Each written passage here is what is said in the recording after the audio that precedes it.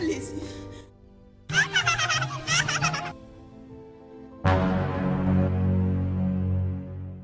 Bisa dimulai dari sekelompok pengunjuk rasa yang sedang berdemo di balai kota, di mana di dalam gedung berada seorang koruptor yang menjabat sebagai gubernur.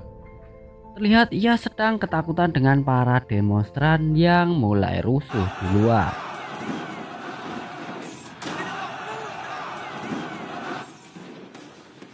Scene kemudian berpindah ke awal di mana sebuah lembaga yang bisa dibilang KPK-nya negara Brasil tengah bersiap menyergap seorang target, dan mereka pun OTW ke rumah si gubernur. Diperlihatkan rumah sang gubernur yang begitu mewah. Oh iya, si gubernur korup ini bernama Sandro Correa. Dia sedang bersiap untuk ngantor sembari membuat kopi. Wah, asik nih. Para petugas KPK sampai ke rumah Sandro dan langsung menggeledah isi rumahnya dan menangkap Sandro yang sedang asik ngopi. Waduh. Ia pun dibawa ke gedung KPK dan mereka pun menahannya di sana. Miguel dan Edu sedang menginterogasi Sandro untuk melengkapi alat-alat bukti. Namun sebelum Sandro berbicara, pengacaranya pun datang dan membawakan Sandro sebuah sushi. Enak. Seperti pada umumnya uang yang berbicara, dan berkat pengacaranya Sandro pun bebas. Sepulang dari kantor, ternyata Miguel mempunyai seorang anak gadis yang masih kecil, yang kemudian ibunya dari anak Miguel datang ke rumahnya untuk menjemput anaknya. Si Miguel dan istrinya ini sudah berpisah alias cerai. Keesokan harinya saat di kantor KPK, pimpinan Miguel memberitahukan kepada para petugas bahwa kasus Sandro akan diambil alih oleh polisi militer. Terlihat Miguel sangat kecewa dengan keputusan pimpinannya karena ia telah lama menginvestigasi kasus korupsi ini, dan mau tak mau Miguel pun harus menuruti perintah pimpinannya. Sepulang dari kantor, Miguel langsung menjemput anak gadisnya yang sedang bersama ibunya karena Miguel sudah berjanji untuk mengajak anaknya untuk menonton pertandingan sepak bola tim kesayangannya. Dan karena waktu yang mepet, Miguel dan anaknya bergegas pergi menuju ke stadion. Mereka pun menaiki sebuah taksi. Dikarenakan jalanan yang macet, Miguel memutuskan untuk turun dari taksi dan berjalan kaki karena stadion sudah dekat. Mereka berdua berjalan bergandengan, tapi kejadian naas menimpa anak Miguel. Gadis kecil itu ditembak oleh sniper. Dengan cepat Miguel langsung membawanya ke rumah sakit. Para perawat pun membawa anaknya ke ruang IGD dan menyuruh Miguel untuk menunggu. Karena kekhawatirannya, Miguel pun masuk ke dalam dan diperlihatkan para pasien-pasien yang terlantar di lorong rumah sakit. Dan anak gadis Miguel yang seharusnya mendapatkan perawatan yang segera ternyata juga terlantar di dalam lorong rumah sakit. Semua keadaan ini adalah akibat dari korupsi si Sandro, dan pada akhirnya nyawa anak Miguel pun tak tertolong. Innalillahi. Mantan istri Miguel datang ke rumah sakit dan ia pun menangis histeris karena mengetahui anak gadisnya telah meninggal dunia. Edu yang sebagai rekan kerja dan sahabat Miguel mencoba untuk menenangkan Miguel dan berjanji akan membantu mencari pelakunya.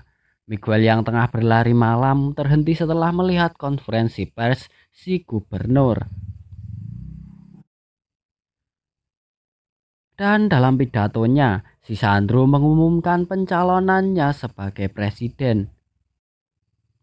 Dan dia berjanji akan meningkatkan anggaran untuk kesehatan. Saat melihat kerumunan para demonstran yang membenci dan menolak Sandro, Miguel pun mendekat ke kerumunan dan mulai mendatangi polisi anti huru-hara dan mulai menghajar mereka satu persatu. Aksi Miguel saat berbaku hantam dengan polisi direkam oleh salah satu demonstran. Karena demonstran semakin rusuh, polisi pun menembakkan gas air mata ke arah Miguel. Dan entah dari mana Miguel pun mendapatkan masker gas dan langsung memakainya. Miguel pun langsung melanjutkan aksinya dan merebut senjata pelontar gas dari tangan polisi. Miguel pun berhasil masuk ke dalam gedung. Para pengawal Sandro memasukkan Sandro ke dalam ruangan yang dianggapnya aman. Namun para pengawalnya bukanlah tandingan untuk si Miguel. Mereka pun dilumpuhkannya dengan mudah. Miguel berhasil masuk ke dalam ruangan dan mulai menghajar koruptor Sandro sampai ia tewas. Mampus kau anjing.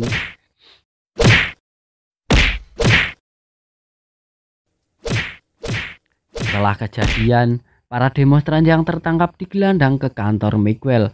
Di antaranya ada seorang perempuan yang merekam aksi Miguel dan di dalam smartphone-nya terdapat rekaman aksi Miguel yang kemudian smartphone mereka disita untuk dijadikan bukti. Tak mau aksinya terungkap, Miguel pun langsung menginterogasi si Nina, si perekam aksinya, dan Nina adalah seorang ahli dalam komputer alias seorang hacker karena mengetahui rekaman aksinya ada di dalam smartphone Nina. Miguel langsung mengambilnya dari tempat penyimpanan barang bukti dan langsung membawanya. Malam harinya Miguel menemui Nina untuk membantunya mencari informasi siapa saja yang terlibat dalam kasus korupsi besar itu. Dan setelah mendapatkan siapa sajakah orang-orang yang terlibat, tak perlu waktu lama, Miguel yang telah mempersiapkan senjatanya mulai mentarget satu persatu para koruptor. Yang pertama kita telah melihat diawali oleh si Sandro, dan aksi pembantaian Miguel pun dimulai.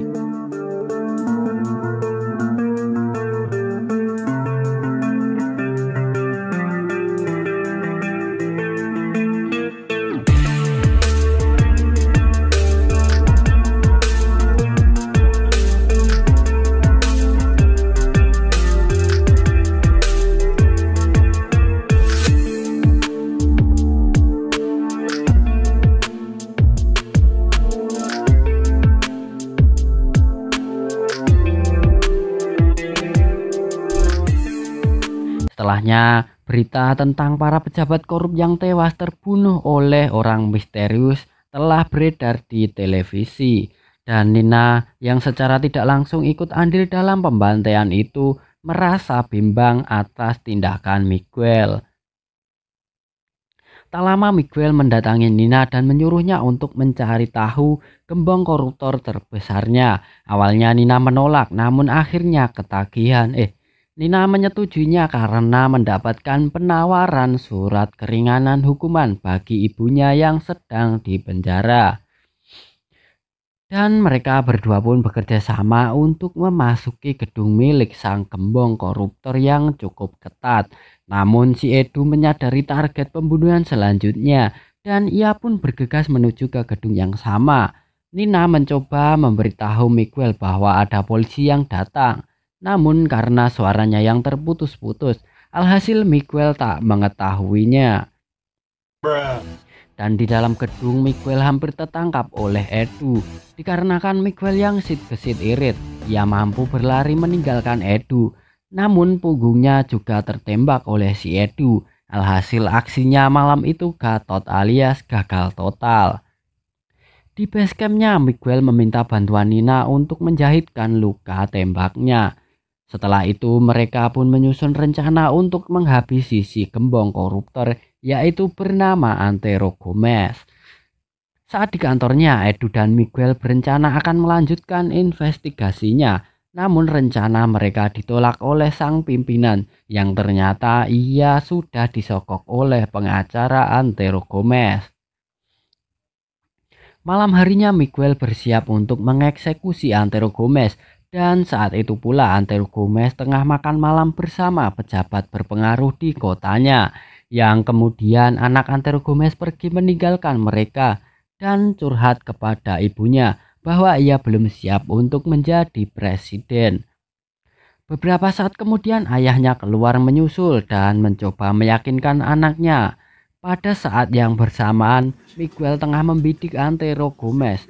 Namun sialnya, saat pelatuk ditarik, ternyata malah mengenai anak Antero Gomez. Dapat terlihat dari gerakan tubuh Miguel, sepertinya ia nampak merasa bersalah.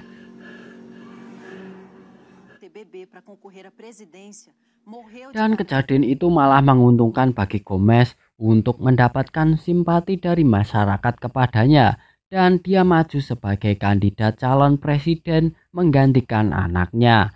Suatu malam pengacara Gomez membunuh teman Nina di tokonya. Kemudian setelah Nina datang ke toko dan mengetahui temannya mati, ia pun lari dan pergi menuju ke tempat persembunyiannya bersama Miguel, di mana ia dibuntuti oleh si pengacara dan anak buahnya. Singkat ceritanya, Nina berhasil tertangkap dan menjadi sandera. Dan si pengacara bernegosiasi kepada Miguel untuk membunuh saingan Antero Gomez di debat calon presiden. Setelah itu, tempat persembunyian Miguel diperiksa oleh polisi dan Edu pun menemukan iPod milik anak Miguel di sana. O Miguel é o doutrinador. Dan Edu pun memberitahu mantan istri Miguel bahwa ia adalah pembunuh misterius itu. Malam hari mereka bersiap untuk acara debat calon presiden yang akan digelar. Begitu juga dengan Miguel yang bergerilya dengan melumpuhkan para penjaga di sana. Setelah menemukan posisi yang strategis, Miguel pun mulai membidik targetnya antara Gomez atau pesaingnya. Dan ia pun harus memilih siapa yang akan terbunuh antara pesaing Gomez atau Nina yang tersandra. Namun aksi Miguel berhasil diketahui oleh Edu dan mereka berdua pun berbaku hantam. Dan mereka berdua pun saling menodongkan senjata. Setelah itu Miguel membuka topengnya dan menyuruh Edu untuk menembaknya. Karena Miguel adalah sahabatnya Edu, Edu pun enggan dan Miguel pun malah mengeksekusi pembawa acara. Karena siaran televisi yang terputus, pengacara Gomez pun kebingungan. Itulah kesempatan Nina untuk membunuh orang itu. Mampus anjing. Dan Nina berhasil kabur setelah membunuhnya. Miguel yang tertangkap oleh Edu kemudian dibawa oleh Edu ke kantornya sendiri. Miguel dibawa ke hadapan pimpinannya yang lalu menyuruh anak buahnya untuk menghabisi Miguel. Sekali lagi, semua ini karena korupsi dan suap menyuap. Namun sebaliknya, mereka malah dihabisi oleh Miguel. Setelah itu Miguel mengambil senjata dan semua amunisinya di ruang senjata kantornya untuk segera menghabisi Gomez. Tak lupa ia juga mengambil masker kebanggaannya. Ia pun mengendarai mobil OTW menuju ke gedung tempat di mana tinggal Gomez. Sesampainya di sana ia sendirian bergerilya membantai para penjaga Antero Gomez.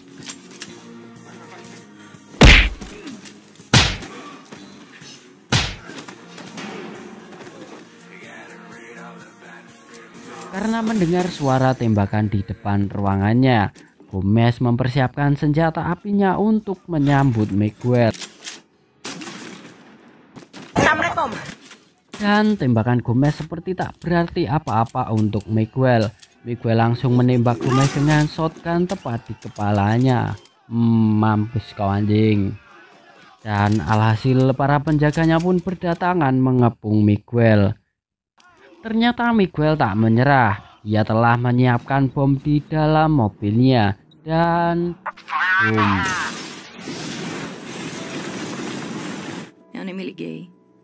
Gedung itu pun runtuh bersama sang pembasmi koruptor di dalamnya. Di akhir film, para penyelamat hanya menemukan topeng milik Miguel di bawah reruntuhan gedung dan film pun bubar. Sungguh film yang menggugah emosi tentang bagaimana keadilan yang terbeli dan para koruptor yang merajalela. Sepertinya jika di Indonesia ada orang seperti Miguel, pasti akan bersih pemerintahan kita dari korupsi dan kolusi. Yang saya sayangkan, kenapa Miguel tak mengeksekusi pimpinannya yang udah ketahuan disuap oleh Gomez? Tapi nggak ngapa-ngapa, rasanya puas setelah menonton film ini. Rasa benci kita terhadap koruptor akan terlampiaskan dengan aksi Miguel. Oke geng, itulah alur cerita dari film The Awakener, atau judul aslinya adalah O Doutrinador, yang bisa saya artikan adalah penyampai pesan, yaitu agar orang-orang tak semena-mena dengan jabatannya. Terima kasih sudah menonton. Wassalamualaikum warahmatullahi wabarakatuh.